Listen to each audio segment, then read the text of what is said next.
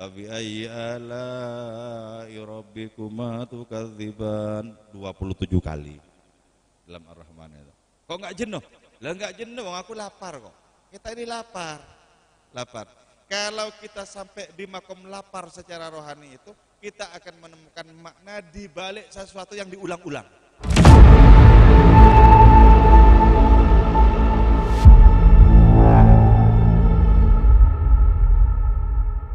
Ada orang pernah bermimpi Rasulullah, disebutkan di dalam kitab Tabaqatul Auliya. Bermimpi Rasulullah. Ketika bermimpi itu, orang ini merasa perlu untuk mohon maaf karena belum sempat ke Madinah untuk ziarah Nabi. Orang ini kemudian bilang dalam mimpinya, Kanjeng Rasul, saya maaf sekali, sesungguhnya pengen ziarah ke jenengan di Madinah, tapi karena tidak sanggup, maka saya cuma bisa ziarah ke Imam Abul Hasan Asyadzili. Cuma bisa ziarah ke Abul Hasan Asyadzili. Nabi bersabda di dalam mimpinya orang itu, oh enggak masalah. Imam Syadzili itu keturunanku, itu duplikatku. Enggak masalah. Kau tidak sempat ziarah kepadaku, gantinya adalah engkau ziarah ke Imam Syadzili, itu sudah cukup.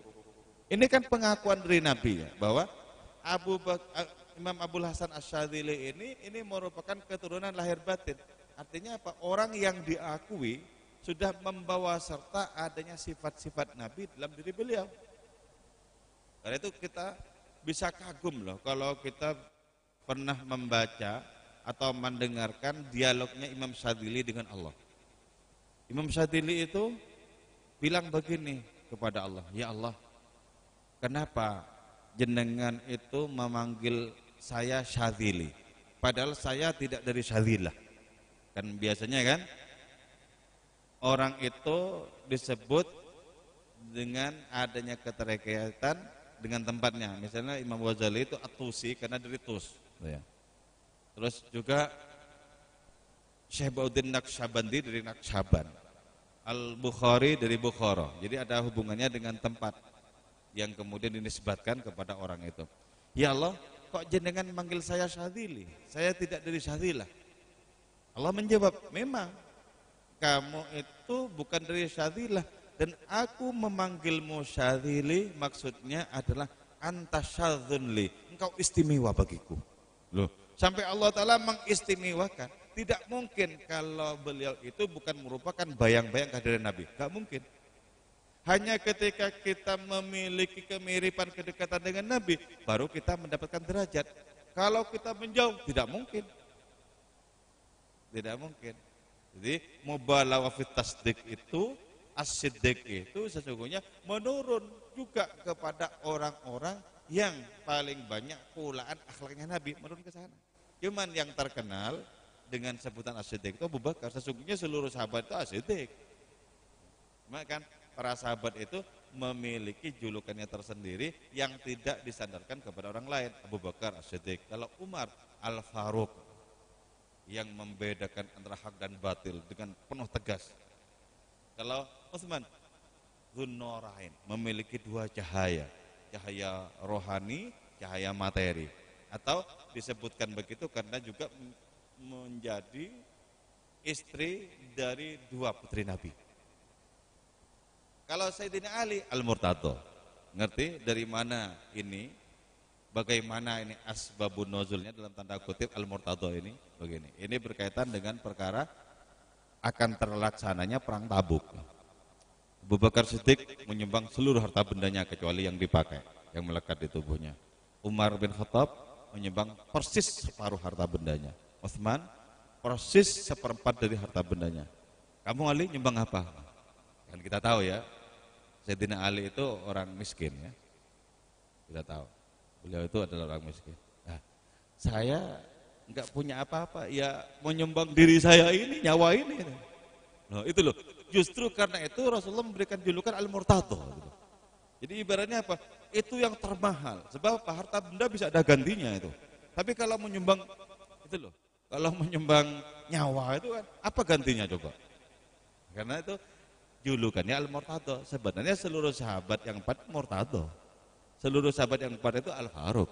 Seluruh sahabat yang empat itu Dzunurain. Seluruh sahabat yang empat itu Siddiq. Tapi ada sebutan tersendiri sebagai bentuk keistimewaan. Sebagai bentuk keistimewaan. Itu salinan dari Nabi. Jadi empat sebutan ini salinan Nabi. Sungguh pun seluruh manusia di dunia merupakan salinan Nabi, tetap jauh lebih luas Nabi. Katakanlah ya disatukan, wataknya Abu Bakar, Umar, Utsman, Ali disatukan, tetap tidak bisa mengimbangi Nabi yang sendiri. Itulah sebabnya Nabi yang sendiri lebih luas dibandingkan dengan dunia dan akhirat. Karena itu kita membaca mukjizatnya, sirahnya itu, coba sediakan perangkat getar hati dalam diri kita. Kita akan merasakan kenikmatan demi kenikmatan. Ketika orang merasakan nikmat, orang tidak akan jenuh dengan pengulangan. Kata Maulana Rumi, kalian yang membaca puisiku mungkin mengatakan bahwa aku jenuh dengan idiom-idiom yang itu saja. Aku tanyakan kepada kalian, kenapa engkau tidak jenuh makan makanan yang sama setiap hari? Ya, setiap hari kan nasi terus toh. Kok enggak jenuh? Itu karena engkau lapar. Dan ketika tercipta lapar, maka kau akan menikmati adanya suguhan di depanmu. Walaupun itu berulang-ulang, tidak saja berhari-hari, sudah bertahun-tahun kau makan itu enggak jenuh-jenuh. Katakanlah, ketahuilah bahwa sesungguhnya cinta menghilangkan segala kejenuhan. Nah itu ya, coba berapa kali ayat diulang. Fabi ayyi ala'i rabbikuma tukadziban, 27 kali dalam Ar-Rahman itu. Kok enggak jenuh? Lah enggak jenuh, aku lapar kok. Kita ini lapar. Kalau kita sampai di makom lapar secara rohani itu, kita akan menemukan makna di balik sesuatu yang diulang-ulang. Wala tusamu alal iktsari bisa'ami. Al-Quran itu tidak akan membuat jenuh orang yang membacanya berulang-ulang. Kalau jenuh, nah itu masalah di hatinya orang itu. Kalau sampai jenuh. Karena itu kita tahu ya, di dalam sejarah itu disebutkan bahwa Imam Syafi'i kalau bulan Ramadan hatam Quran 60 kali. Di luar bulan Ramadan itu 30 kali. Jadi setiap hari hatam. Coba ya. Kenanglah baik-baik bagi orang-orang yang sudah lama tak membaca Quran. Ketika belum ke Jogja, dulu hatam 3 kali, 4 kali, 5 kali ke gurunya di kampung-kampung itu. Semenjak datang di Jogja, enggak pernah hatam sama sekali. Nah, itu dianggap sebagai sebuah prestasi karena digantikan oleh pemikiran yang mentereng. Saya pernah sowan Gus Mos itu ya. Ternyata beliau itu rajin loh baca Quran. Jadi sowan pas terus Quran, sowan pas terus Quran. Jadi berarti sudah menikmati banget itu. Menikmati banget. Jadi ketahuilah bahwa kejenuhan itu datang dari apa? Dari tumpulnya rasa lapar. Ciptakan rasa lapar yang paling menyiksa, maka roti yang paling kasar sekalipun itu kau rasakan dengan sangat lezat, sangat nikmat. Ada seorang sufi ya yang makan roti paling kasar tuh. Ditanya sama orang, bagaimana kau bisa menikmati roti yang begitu-begitu itu? Ketahuilah bahwa rasa laparku seolah-olah sudah berabad-abad. Karena itu makanan apa saja yang nikmat bagiku. Hebat kalau bisa begitu ya. Itulah sebabnya para sufi itu kuat sekali menahan lapar, tapi juga kuat sekali menghabiskan makanan. Hebat, hebat. Jangan dikira itu sesuatu yang rendah, itu tinggi kualitasnya. Karena itu kalau ada makanan, ya diusahakan untuk diselamatkan. Kalau enggak ada, berusaha juga untuk tidak terlalu berkeluh kesah. Dan hati-hati, biasanya orang marah-marah itu karena lapar. Hati-hati.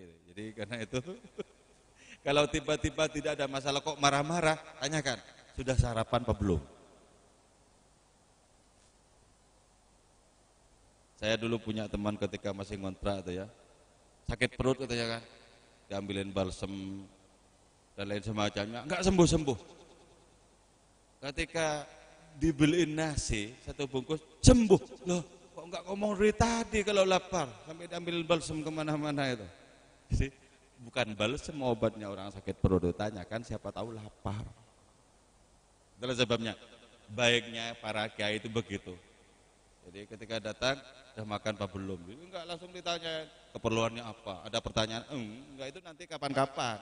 Yang pertama itu, sudah makan apa belum? Atau langsung, masuk dulu. Kalau istilahnya seorang kiai sepuh di Madura, ketika datang tamu, ayo sana dulu, mau tak ijazahin. Maksudnya itu ketumpukan makanan itu loh, diijazahin. Jadi baru nanti setelah rampung keperluannya apa, baru gitu, mestinya gitu. Jangan cuman disapa, suruh duduk lama, air putih nggak keluar-keluar. Itu kalaupun orang itu alim, percuma alimnya itu. Percuma. Lebih baik orangnya bodoh tapi luman. Kenapa? Yang bodoh tapi luman tetap ditakuti oleh setan. Kenapa? Lumannya menghapus dosa-dosanya. Jadi orang alim, pelit sekali, setan tidak akan menggoda orang itu. Kenapa? Dengan pelitnya sudah tergoda. Oke ya, kita kembalikan muara hidup kita kepada Kanjeng Rasul Muhammad sallallahu alaihi wasallam.